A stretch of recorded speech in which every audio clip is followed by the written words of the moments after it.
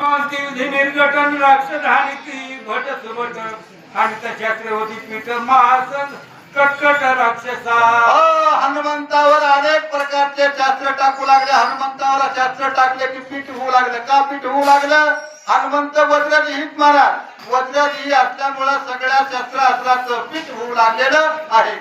हनुमंत निजळाविरेन साहुणी त्याचा शस्त्र संभार करावा सर्व संहार रनिवाण हनुमंत निजळाविरे सगळे आलेले शस्त्राचा संहार केला आणि राक्षसाला मारण्यासाठी पुढे धावलेले आहे. आश्वी आश्वासे मारित गर्दिगाचा सहार करत रथाते उपस्थित वारणी बद्दल हनुमंत रथाच्या दांड्या उपसू लागले तर रथाच्या दांड्या उपसून असणारे राक्षसाला मारू लागले. त्या ठिकाणी पायीचा पायी रगडीत विरे वीर पय धोडीत ध्वजच्या छत्र मोडीत पाडीत महामान हनुमंताच्या पायाखाली वीर आला की पायानं तुडवायचा.